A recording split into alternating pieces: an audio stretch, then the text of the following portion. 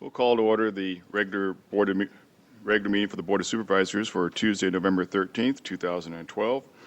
We will start with an invocation from Pastor Dennis McGowan of the Living Room Ministries International, followed by the Pledge of Allegiance by Supervisor Hartman. If you'd all stand, please. Let's pray. Heavenly Father, we're so grateful for this day, and we thank you, Father, for the occasion of this meeting.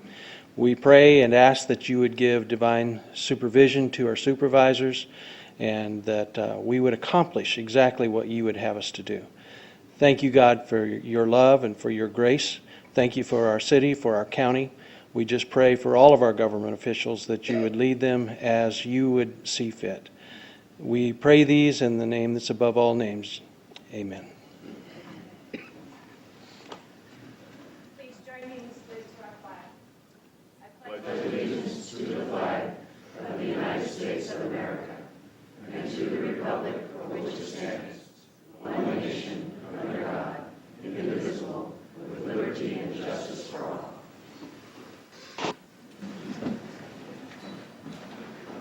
Thank you, Pastor. Thank you, Supervisor Hartman. Next order of business is the public comment period. If you come forward, you're asked to please give your name. Each speaker is allocated 3 minutes to speak. Comments should be limited to the matters within the jurisdiction of the board. Pursuant to the Brown Act, action or board discussion cannot be taken on open time matters other than to receive the comments and, if deemed necessary, defer the subject matter for the appropriate follow-up. I do have a number of people wish to speak this morning. We will start with Helen Chambers, followed by Jane Steinhurst. Good morning. Good morning. Hi, I'm Helen Chambers, and I'm a volunteer with Charity Trail of Trees. I'd like to inform the board about this collective nonprofit effort taking place in Shasta County. And I'd like to invite you to come out to the Mount Shasta Mall to see for yourself this Saturday between 4 and 7 when Santa arrives and Charity Trail of Trees gets underway. There will be lots of activities for children and families. Last year, if you visited the Mount Shasta Mall, you will have seen the trees, the vignettes on display. They're beautiful, whimsical vignettes sprinkled throughout the mall. That was the first year of Charity Trail of Trees, and we're hoping that it becomes a Shasta County tradition for several years to come. Charity Trail of Trees is the inspiration of Sandra Wilson. She's a licensed marriage therapist and executive director of Family Dynamics Resource Center in Redding. And Sandra's been one of those frontline therapists in the trenches working with children and families who've experienced adverse childhood experiences. And I, too, am a clinician working for Shasta County Health and Human Services. And we know that children's emotional wounds left unaddressed can lead to troubled, unhealthy, unproductive lives of these children as they grow into adulthood. But the good news is that we do have evidence-based practices that are proven to be effective, and we can help heal these children and their families, but many families can't afford these services. So even with only nominal fees as these nonprofits stretch themselves to serve as many children and families as they can, there's not enough funds. So that's where Charity Trail of Trees comes in. 7 nonprofit agencies that serve Shasta County children and family are represented by Charity Trail of Trees. And they include Northern Valley Catholic Social Services, Shasta Family Justice Center, Visions of the Cross, Family Dynamics Resource Center, and a few more. And we're inviting community-minded business sponsors to join some established sponsors like Redding Radio. They've given a tremendous amount of support to us over the past 2 years. North Valley Bank, again, tremendous support. Express Pros, Linda L. Century, our family law specialist. And we want to thank them for demonstrating their solid support for Shasta County families and their involvement in being a part of a collective solution in Charity Trail of Trees. 100% of the proceeds are all donations are going directly to funding service for children right here in our community. And community members can donate by going to charitytrailoftrees.org or at Redding branches of North Valley Bank, as well as at participating retailers in the Mount Shasta Mall. And at these locations, contributors receive colorful paper ornaments, and you each have some, of Charities. She's our little heroine whose story is told in the book, which you also have, Charity's Trail of Trees. And these will be given out at the Mount Shasta Mall also opening day Saturday. We provide you copies, and I just want to just invite you to come out, and we're hoping to make Shasta County tradition, this Charity Trail of Trees. We want to benefit the community year-round. It'll be a Christmas display, but the funds benefit year-round. So $1, $10 or more, 1 hour of volunteering, 10 or 100, bit by bit, person by person, we can help. And again, I just want to thank you for this time and invite you to come out this Saturday between 4 and 7 and see the healing that's underway, the Foundation for Good Families in Shasta County. Thank you. Thank you, Ms. Chambers. Jane Steinhurst, followed by Jane Bailey. Good morning. My name is Jane Steinhurst. I'm an employee of the Shasta County Environmental Health Department and have been a Shasta County employee for 35 years. I started working for Shasta County in 1977, then left the area for a few months before coming back, and I've been with Environmental Health since then. I'm one of the first faces seen by the public when they visit our office. I like being able to present a positive and friendly image to our customers and visitors. A large part of my job involves working with the public. I enjoy working with people and being able to help them. I work with a variety of people, including homeowners, contractors and developers, and business owners. I do my best to make sure that everyone leaves our office satisfied that they were treated politely and respectfully and have obtained all the information they need, even if they may not like the answers they've received. I'm a member of the Shasta County General Unit. We have been working without a contract since May. During our last negotiation, our unit voluntarily offered to pay the 7% PERS contribution to help balance the budget and maintain county services. Between this and the rising cost of insurance, my take-home pay has decreased by over $300 a month. This has been extremely difficult as I am the sole source of income for my household. I know that you can't do anything to help with the cost of insurance, but you can help restore the 7% that we have given up. I've always considered myself lucky to have a county job, but it has been a real struggle the last couple of years. I'm able to pay my bills and maintain my household, but all money for extras is gone. Vacations are a thing of the past. We can no longer even get away for the weekend. My savings is gone. We used to go out for dinner occasionally, but that is something that I just don't have money for anymore. I can't even take my granddaughter out to the movies. What I am here for today is to ask you to please consider in closed session the mediation scheduled for tomorrow and to direct your representative to work with our mediator to find a way to help restore the 7% decrease that we have given up. Thank you. Thank you, Ms. Steinhurst. Jane Bailey, followed by Nancy Young. Good morning. Good morning. Ditto on what Jane has just said. I've been here 35 years working for Shasta County, and I've seen a lot of changes, some good, some not so good. And it's been a difficult time for all of us. I know when you guys go into mediation tomorrow, I want you to consider there are families, there are faces behind these numbers you're going to be looking at. I've been proud to work for Shasta County for 35 years. And consider that the 7% that we gave up was to maintain county services. So thank you very much. And think about us tomorrow when you go into mediation. Thank you, Ms. Bailey. Nancy Young, followed by Larry Young.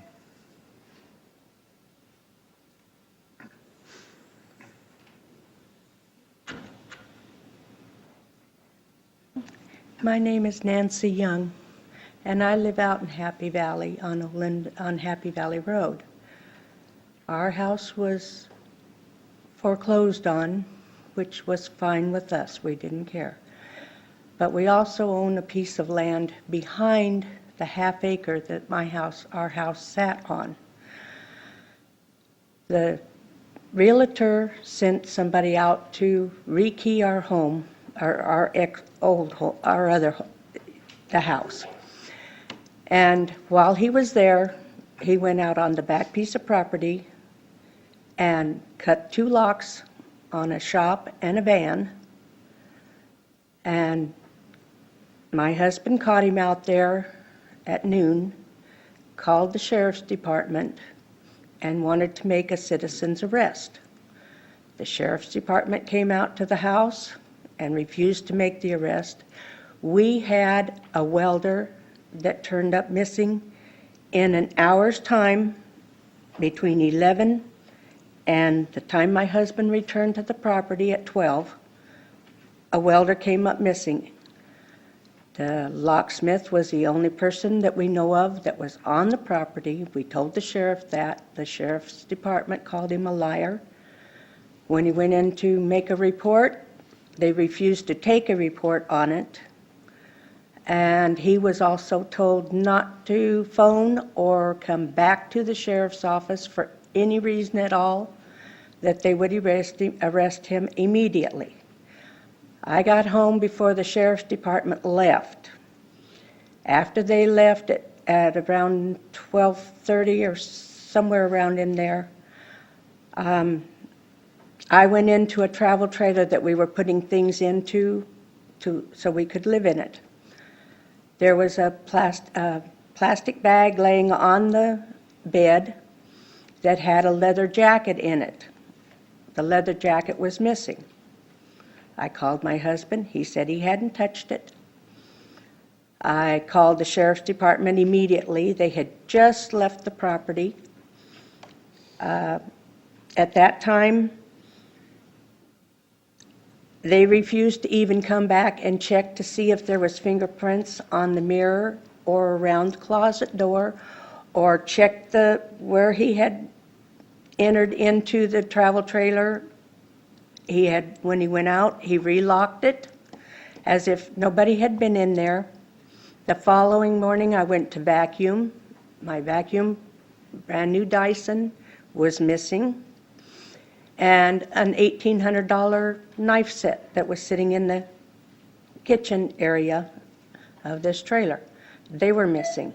Altogether, that's about $3,500 worth of property we had missing.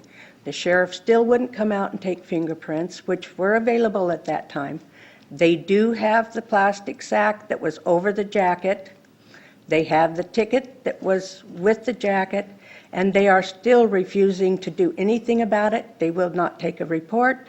They do not want to give us any kind of satisfaction for this guy being on two pieces of property Ms. Young, that if I could had have you- nothing to do with it. I'd like to have you sum up. Your time is out. Thank you. Thank you. Larry Young, followed by Dolores Lucero.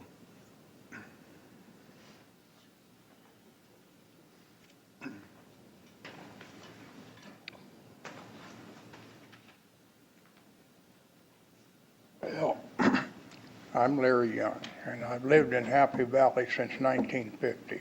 I went to grade school in Cloverdale. But anyway, she told you just about everything I can, except when I tried to report it, they won't take a report.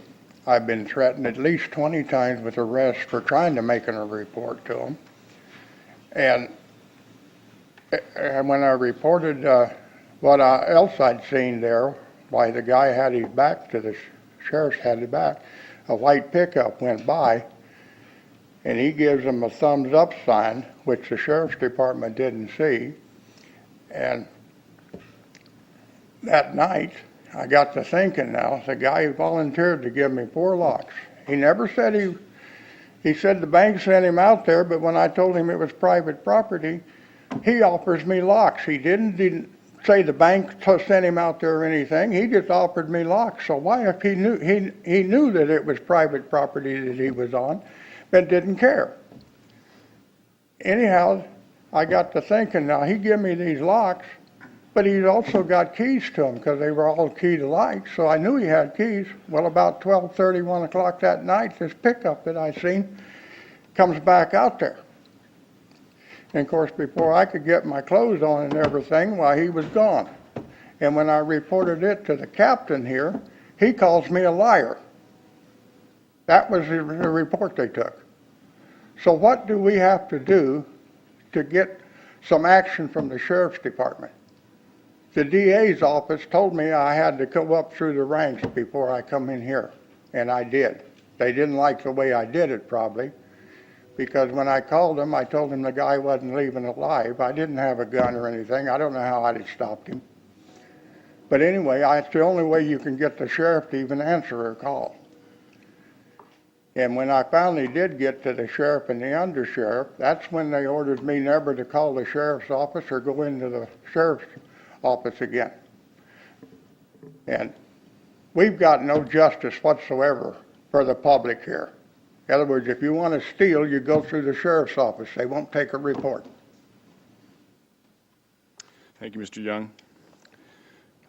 I just would advise that you are allowed to go over and file a formal complaint with the sheriff's office, and you can also contact the grand jury or the state attorney general's office if you're not satisfied with the results you receive from the sheriff's office. Dolores Lucero. Thank you. My name is Dolores Lucero. I live in the city of Shasta Lake. When I hear people come up here and basically express what they've been going through with our sheriff, it's very disappointing because we have the same problem in Shasta Lake. And to hear somebody that, when they report a crime, the sheriff is supposed to take a report. He's actually elected by the people. He works for the people, and it's so disappointing to hear that they're not willing to take reports and when an incident happens. And yet, this is why we have so much crime. Because as the last time I was here, I understand that somebody was shaking their head when I actually mentioned there's actually a retired police officer who is actually growing marijuana, who actually is involved with all the people who in the streets who grow marijuana in his property. They hang their 215 car. That's why we have so much crime. That's why they won't do anything, the sheriff or some of the officers who know what's going on, because they know what's going on, and plus they help each other. That's why we have so much crime. We need to stop this crime by you having these making better decisions, actually enforcing. And I know it's not your job; it's the sheriff. That is where the problem is, because like I said, we have that issues in Shasta Lake. We have hate crime. A woman was held with the gunpoint with her son, and the sheriffs actually they're not willing to do anything. So I actually recommend the couple to file a complaint against the sheriff with the attorney general under public inquiry. So it will be under the sheriff because he's not doing his job. And we cannot continue to have this kind of behavior that, just because they don't want to take the time to make the report. Without the report, they actually can't do anything. Then on top of that, we have the DA who's not also willing to follow through when the reports come in. I actually filed a couple of reports. I have got no response. These people who get elected by the people, I think the people are realizing we need to make a better changes here in the next election when it comes to the sheriff. When the sheriff runs, I hope they don't re-elect him, because we need somebody who's willing to step up and help the people, protect the people. We had officers in the past years and years where they made less money, yet they were willing to protect the people. They make more money, and yet they're not still doing their job to protect the citizens. Thank you, Ms. Lucero. That's all the speaker requests I have. In terms of referring this to staff for just further research, I'm sure that staff could confirm that there are in fact thousands of reports that are taken and filed and followed through on by the Sheriff's Department. So anyone in the public, if this is true, Mr. Lees, anyone in the public could actually find that out and confirm for themselves that there are thousands of reports that are taken and followed through on an annual basis, and many, many satisfied. Thank you. Supervisor Kehoe. Thank you, Chairman Modi. Mr. Lees, how is police protection provided for the city of Shasta Lake? The city of Shasta Lake has joined into a contract for law enforcement services with the Shasta County Sheriff's Department. That is actually their choice. They can, certainly have their own, since they are an incorporated city, they certainly could have their own police department. But I know that they've been more than pleased with the level of service that they've received from Shasta County Sheriffs, and they continue to contract with us for that service. Thank you. We'll move on to the regular calendar. Consider adopting a resolution for the county's Employee of the Month.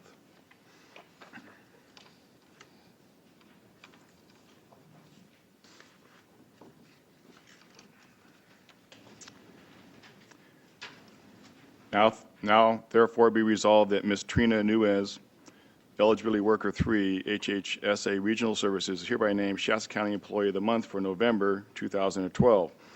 And be it further resolved that Ms. Nunez leads by example. She is very knowledgeable, resilient, hardworking, diligent, and tough. Her attitude is infectious, and her trademark is a smile and a laugh. She is so supportive and always accepts a challenge with an I can, you can, or we can attitude. Ms. Nunez is an ideal role model who is always trying to improve. Our agency is fortunate to have her, and the county is benefiting from an outstanding employee. Second. Been moved and seconded. All in favor, please say aye. Aye. Motion carries. Do we have, yes. Melissa, you coming up?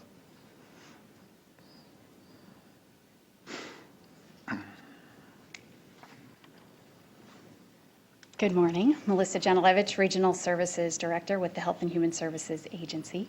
It is my great pleasure to provide some comments about Ms. Trina Nunez this morning as our Employee of the Month. Trina began her career with Shasta County in April of 2005 as an Eligibility Worker 1 and was later promoted to an Eligibility Worker 2 and then as an Eligibility Worker 3 in June of 2011. Trina believes her customers include our clients, coworkers, and other agencies. She patiently spends extra time with upset clients to determine their issues and explain what is happening with their case. She always tries to offer the client options, and as a lead worker, she's responsible for reviewing work and sees every error as an opportunity to teach staff. She is thorough with detailed information so the workers can correct the error and understand the intent of the regulations to avoid future errors. Trina is extremely hard worker and does not cut corners. Doing the right thing is important in this job, and it's not quick or easy, but Trina prides herself in doing accurate work and meeting the state's performance standards. She demonstrates to the members of her unit that quality and quantity of work can both be obtained by providing outstanding ethical service to our clients and professionalism in an eligibility career. Recently, eligibility and employment has gone to a task-based case management, which means a worker does not have specific cases assigned to them, but can do tasks on all of our public assistance cases. And this is a major change, and Trina has helped successfully lead her unit through the transition. She has piloted certain processes and invented helpful tools such as task sheets, rotation charts, and reports. Even though she's come up against many challenging problems during this endeavor, she was never discouraged. We can all see that Trina is a leader who's positive and knowledgeable, resilient, hardworking, diligent, and tough. She's an ideal role model who's always trying to improve. She's supportive and accepts challenges with an I can, you can, we can attitude.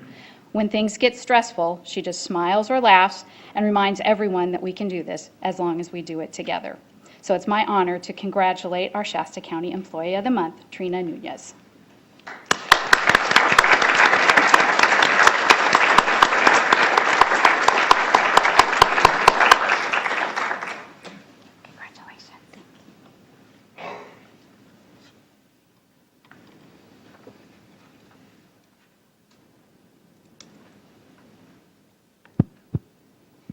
We're operational. Trina, if you come over here, please.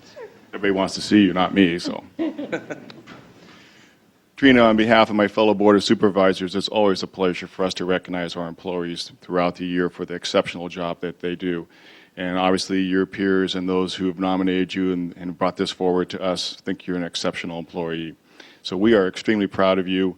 We want to present you with this certificate to recognize this event, this being the Employee of the Month. And thank you for all the great service you've given us this past year. Now,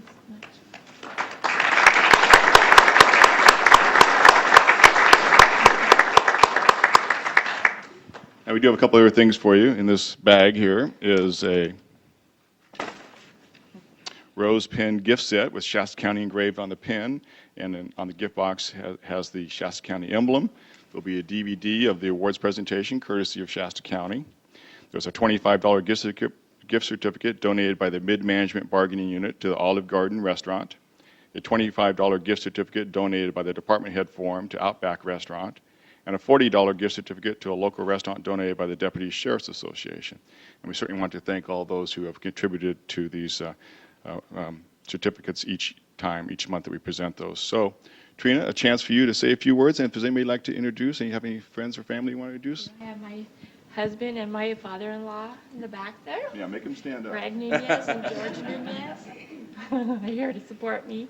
I also have fellow co-workers here to support me, and I love you guys so much. And I just wanted to say that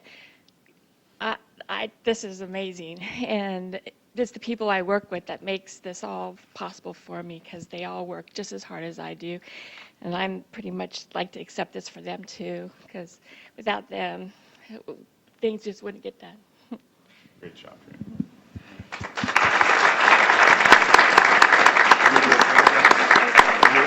Can you have your husband come down if you want? Come on down for the photograph, if the members would step down, please.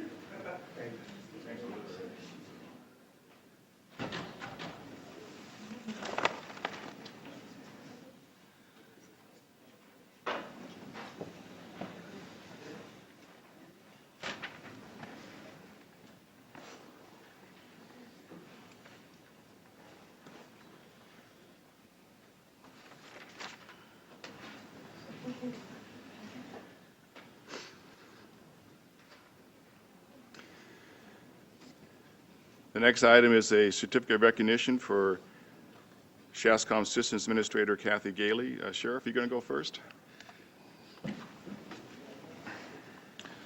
Good morning, Chairman Modi and members of the board. Tom Basanko, Shasta County Sheriff.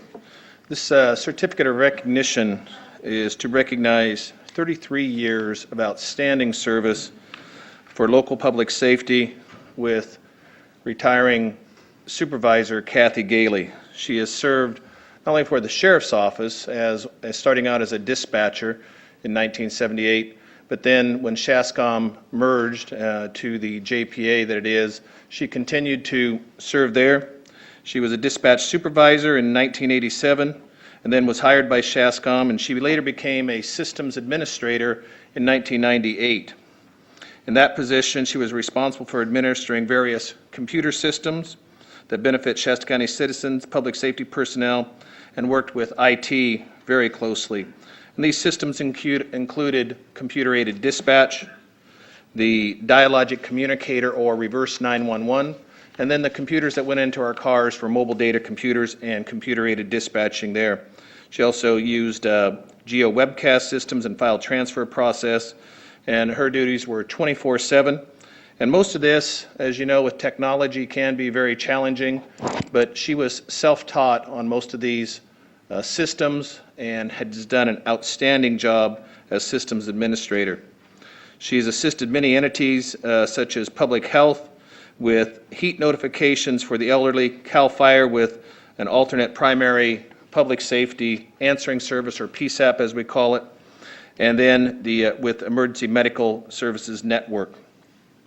She has spent 33 years doing her best to make a substantial contribution to officer safety in Shasta County, to the Sheriff's Office, and I'd like to thank her very much for her service. That 33 years has gone from a pencil and paper and a little time card punch clock to computer-aided systems, and it's not an easy job being a dispatcher. They are just as involved in the call for service as the officers are. being on the phone with the victims and hearing the officers sometimes that crack in their voice when they're in an emergency, and it can be very difficult. She's handled these emergencies very well, such as fires and floods, critical incidents, and she was there helping us in searching for murder suspects when one of our officers was killed in 1991. And she has done so with pride and excellence, and I'm very, very thankful for her service to SHASCOM and to the citizens and for the men and women of the Sheriff's Office. Thank you, Sheriff.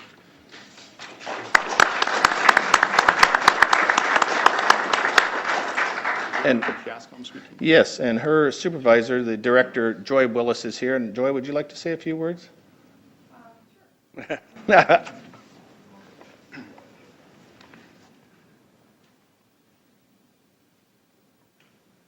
I'm Joy Willis. I'm the current director of SHASCOM 911, and Kathy and I, well, she started before me, so it's okay that she's leaving before me, but she was my first training officer, and the lives that she has influenced, I don't even think you can count. Sheriff Pasenko is correct. Kathy worked 12 hours a day for 7 days, I believe, in the Perigo incident, without even bringing a suitcase. She just got in her car and went up to Bernie to help. And that's the kind of thing that she has had to do in her position. Sometimes we have a lot of time, say with CAD. We worked for our computer-aided dispatch system for several years, and Kathy was always on every committee. Sometimes it's just right now. You have to make a decision this very moment, and it's going to affect citizen safety. It's going to affect officer safety. Kathy's always had that capability. She has wonderful sense. She's a good common sense person and fantastically good at learning new things. So she's going to be greatly missed, and I do thank her. And up at SHASCOM at noon, we have some more things for her. And one of them, I think, is going to be a great surprise for her. So thank you. Thank you, Joy. Kathy.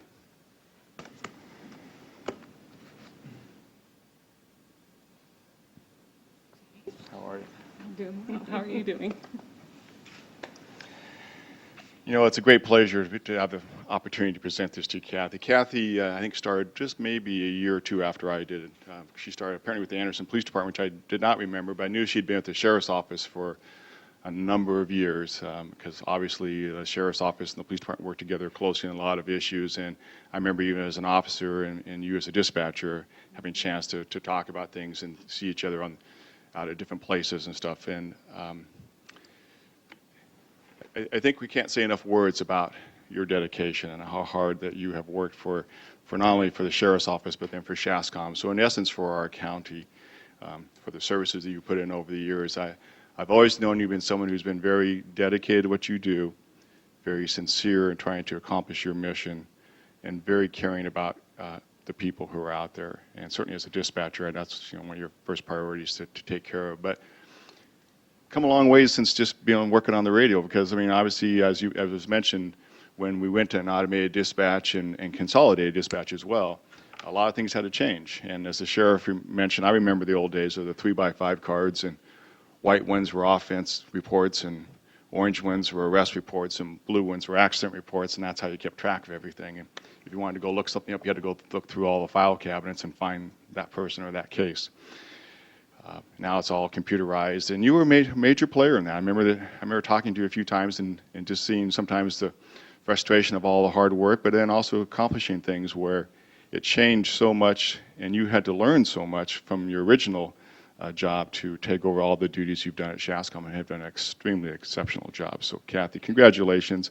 And so on behalf of my fellow supervisors, we'd like to present to you a certificate recognizing your service, not only to the county, but at SHASCOM, and your 33 years to everyone, and on your retirement. Congratulations. Thank you.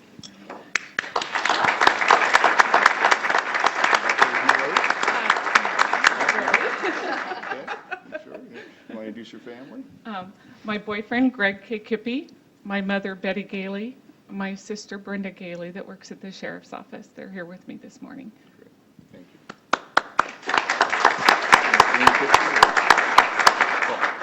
we have a photograph. Let's take a Okay. picture or two. So if we have All the right. board come down, and we'll do that too.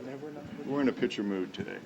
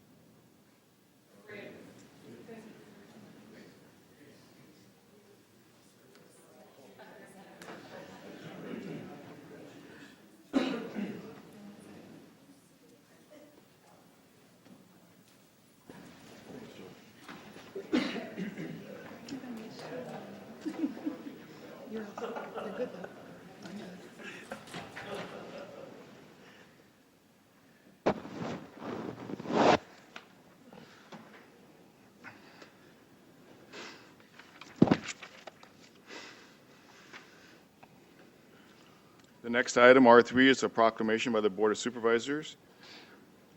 It's a proclamation for Shasta County Community Foundation Week, November 12th through the 18th, 2012. Whereas throughout our nation's history, individual Americans have voluntarily joined together to meet important needs in their communities, and this generosity and willingness to work together towards a common goal is a hallmark of the American character.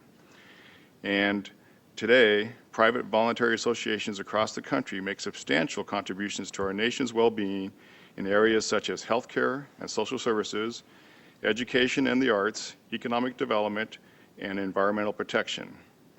And Shasta County is represented by and benefits from the efforts and the work of the Shasta Regional Community Foundation. And community foundations, directed by volunteers, provide effective leadership in communities throughout the United States, often supplementing or assisting in the coordination of public programs and other private services. And the Shasta Regional Community Foundation, Shasta County's charitable organizations, and concerned individuals donate their time, talent, and material resources to meet important needs in the community. Now, therefore, it be resolved that Shasta County Board of Supervisors hereby proclaims the week of November 12th through the 18th, 2012, as the Shasta County Community Foundation Week in Shasta County. Signed by the chair. Second. Been moved and seconded. All in favor, please say aye. Aye. Motion carries. And Chairman Modi, here to receive that proclamation is the chairman of the board for the Shasta Regional Community Foundation, Joe Tallarico. Joe, if you want to come up, please. Thanks.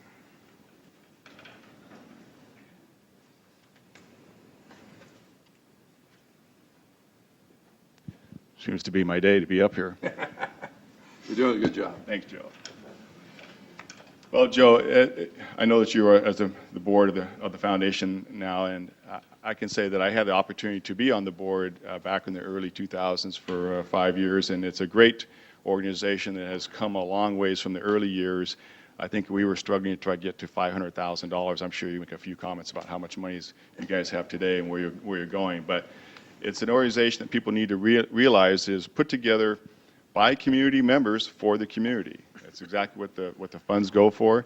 You can donate to certain funds that are already there. You can start your own fund, and it's a way for people to give back to their community and for those dollars to be used here for a lot of different projects that are worthwhile. So, Joe, on behalf of the Board of Supervisors, it's my pleasure to present you this proclamation for the Shasta Community Foundation, Regional Foundation, for this Foundation Week. So congratulations, Joe.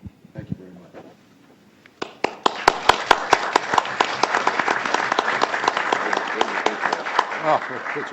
Got it. Well, first of all, on behalf of the foundation, I'd like to thank the board for this proclamation. As Chairman Leonard pointed out, it's been a lot of hard work, a few years behind us. Our board services, our community foundation services, nonprofits in the Shasta and Siskiyou County areas starting with that $500,000 back 10, 15 years ago. I've forgotten the time. We're now at, we have endowed funds in the area of about $20 million. And so we're an important player in the nonprofit area in both Shasta and Siskiyou counties. We wouldn't have been there. I think it's important that I recognize two staff persons that are with us. First of all, our Chief Executive Officer, Kathy Johnson. Thank you, Kathy. And our Senior Program Director and Operations Officer, Carrie Caranchi. Thank you for all their hard work. Thank you, Leonard, and appreciate it. Our pleasure, Joe. Keep up the good work. You will.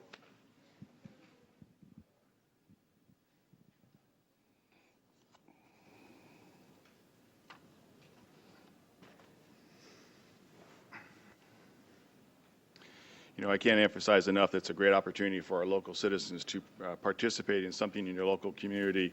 And even if you just have a small amount, it doesn't have to be the hundreds of thousands of dollars. It just starts with a little and builds on it with everybody's participation. And if you get a chance, go to the website and look at the number of programs that they have out there, the number of endowment funds that they have that are serving our community very well. So thank you again, Kathy and Joe, for all the work that you do out there.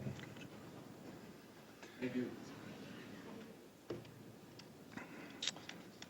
R4, a presentation on the Mental Health, Alcohol, and Drug Advisory Board.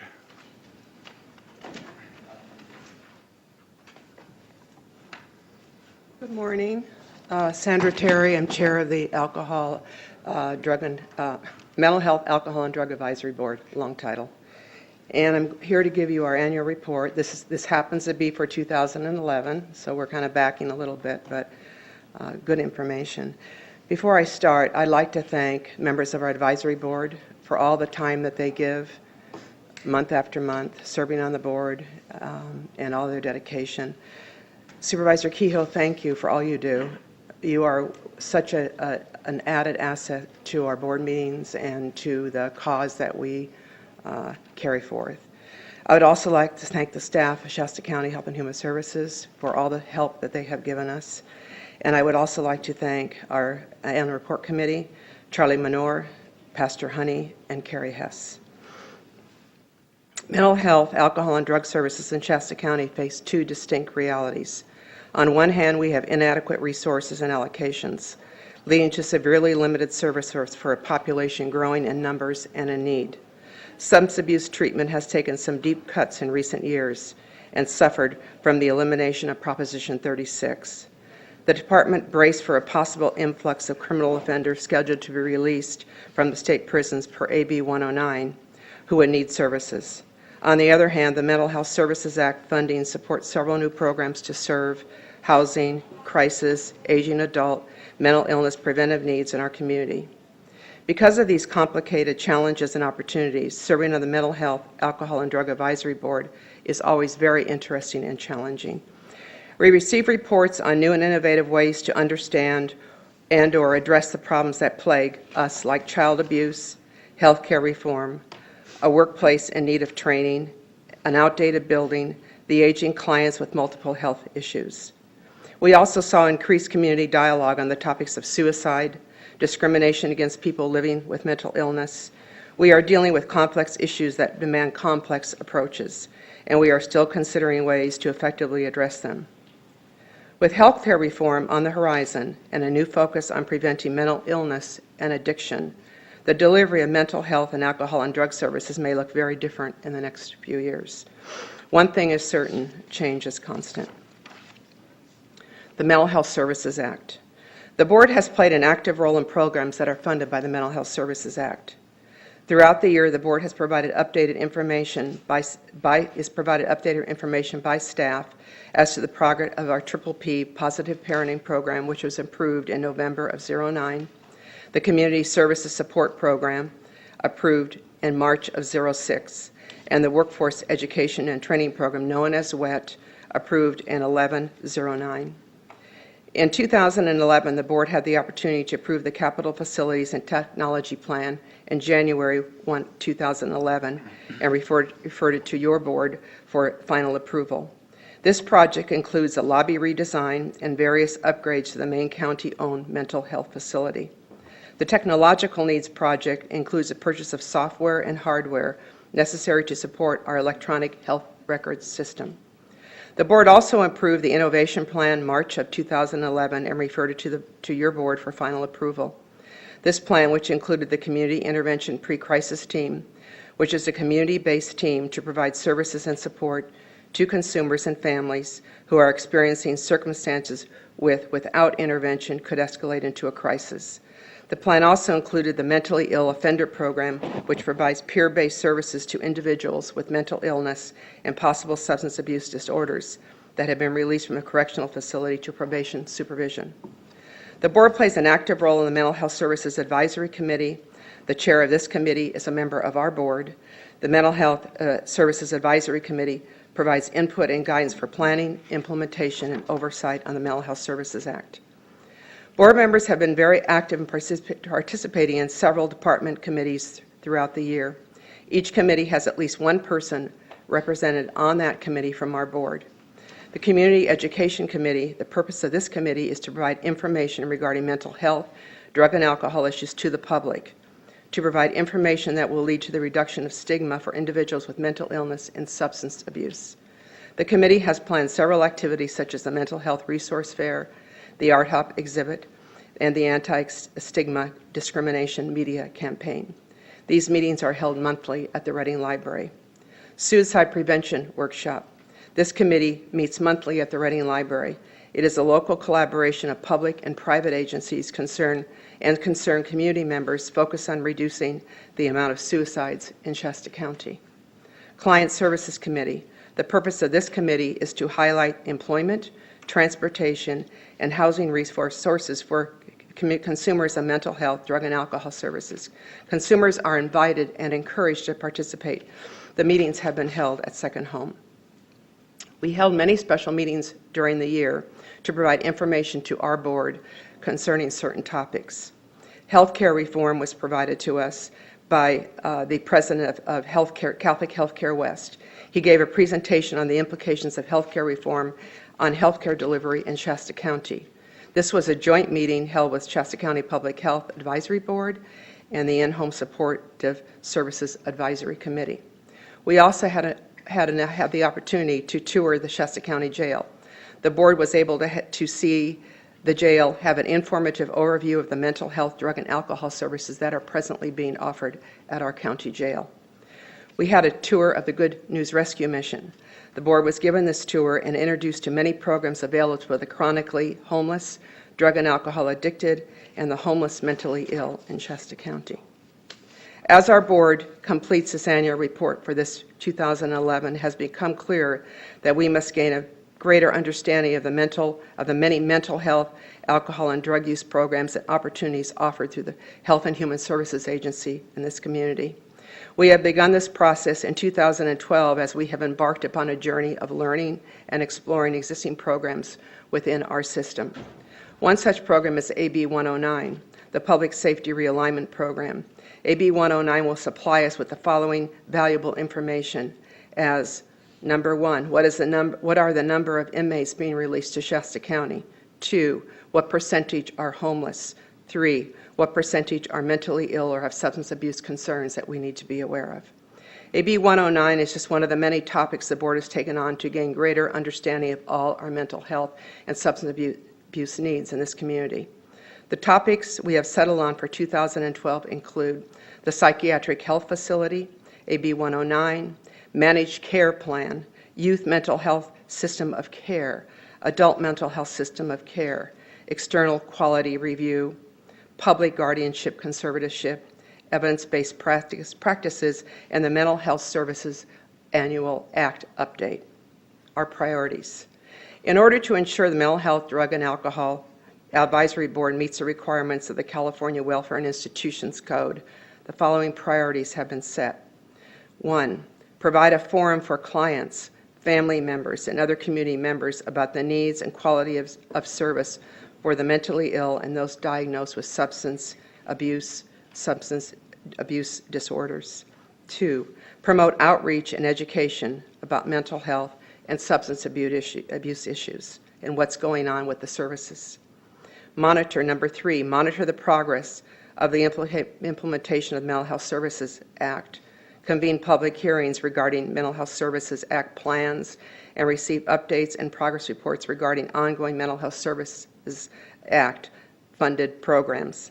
Number 4, collaborate with the National Alliance on Mental Illness, known as NAMI, Shasta County, and other community organizations in supportive services for those diagnosed with mental illness and substance abuse dependence. And number 5, to work with the Health and Human Services Director, Alcohol and Drug Administrator, and the Adult and Children's Services Directors to learn about the range of services provided. And that is the end of my report. That was just sort of an overview of the big package that you guys. Thank you very much for your time. I appreciate it. Thank you. Supervisor Kehoe. Mrs. Terry, thank you for your presentation this morning. This is truly first order work. At the risk of embarrassing you, let me say this, that Mrs. Terry, ladies and gentlemen, is an exemplar of what volunteer service is all about. Like her members on the board, she is conscientious, mindful of duty, compassionate, and tenacious in helping those most in need in our community. Thank you, Mrs. Terry. Thank you. Thank you, Supervisor Kehoe. Thank you very much. Thank you. Thank you for taking thank you. Okay, taking any the questions? time. Okay, thank you.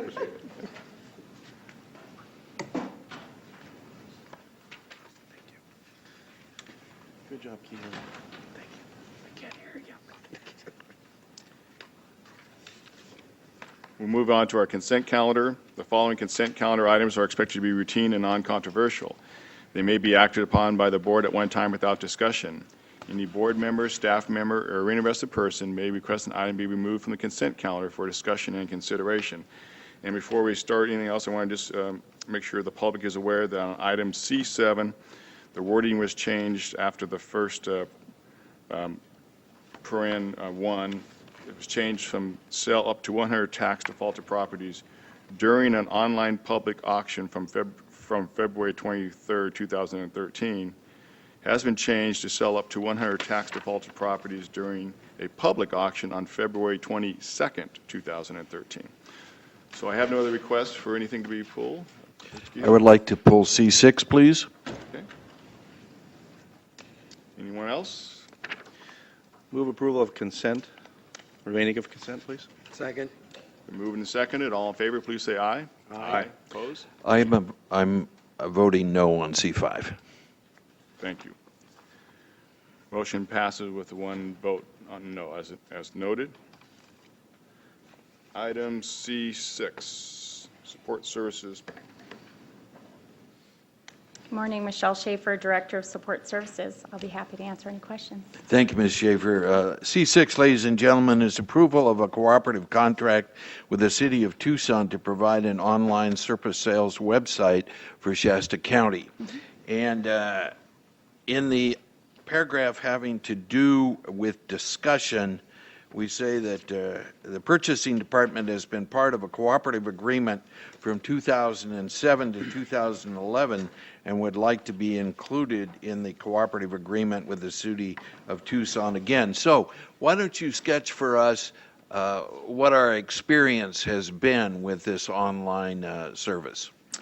I apologize, I don't have a whole lot of details of the history, but I can tell you that we've been participating for quite a while. We actually started with Public Works. Whenever we had leftover equipment or things, we would put it on this site and other public agencies could purchase, but the public can also purchase these items that we're no longer using, either because they've become discontinued or it was purchased for a project, that the project was finished. Whenever we have cars from our fleet program that have run out of useful life for the agency, however, someone else may find life for it. We've put vehicles out there, and we actually usually get I've seen anywhere between $500 and $1,500 more than if we just took it to a public auction, or we've even tested it out with some sites with other car dealers. Some of the car dealerships have sites where different car dealers will buy among each other, and we find that it's been very beneficial for the county, and that's why we're asking to renew this. They've had to change some items because of some law changes in California, and that's what we've put, that's one of the things that we addressed in here, but we have found it to be very, very successful for the county. Second question. It says here, the fee is currently a 7% of the gross sale of the item sold, Yes.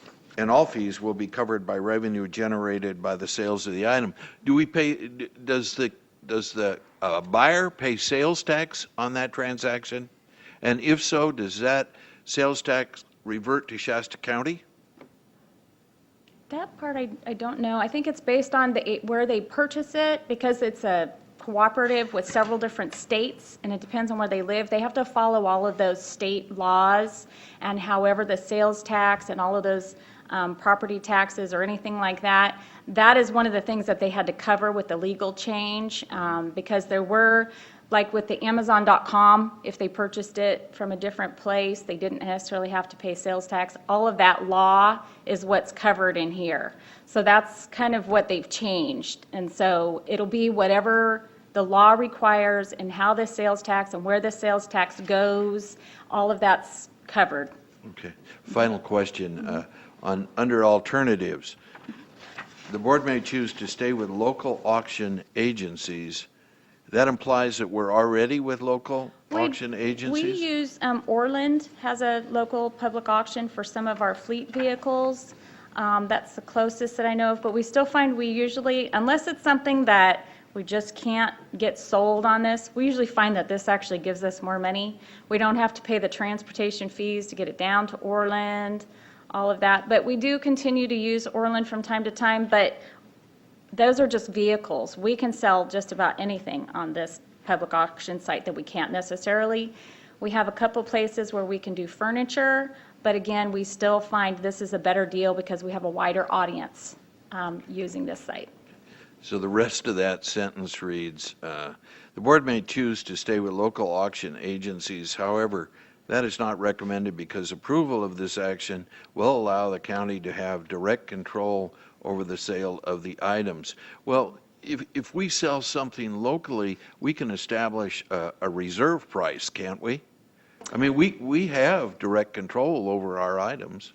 And we have with a couple of the agencies, but some of the places that used to do that for us are no longer in business. Oh. And so it depends on who it is, like the place where we sell the furniture.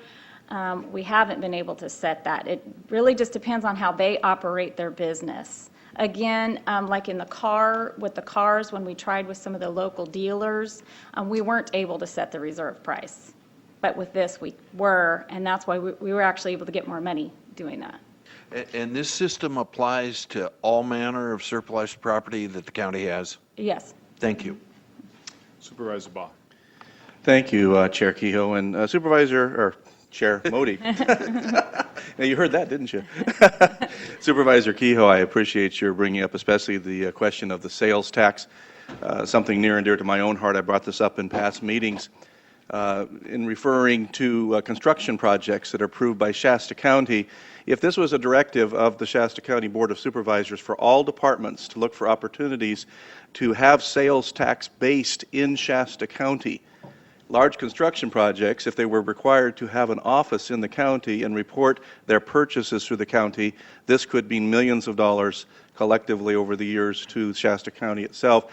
I know it seems like a little thing here, but if it were a direction of the board for all departments to look at these opportunities, collectively we would generate a lot more dollars. Where this came from, I had reported on in the past that it came from Colusa County. They had an $80 million cogeneration project, and they made the simple requirement in approval of the project for the office to be located in the county, and they generated, I don't know the figure, I did have the figure at that time, I reported it to the board, but needless to say, it was a substantial amount of money rather than simply allowing the products to be purchased and sales tax paid in another entity. So I'm just bringing it up again because you provide the opportunity.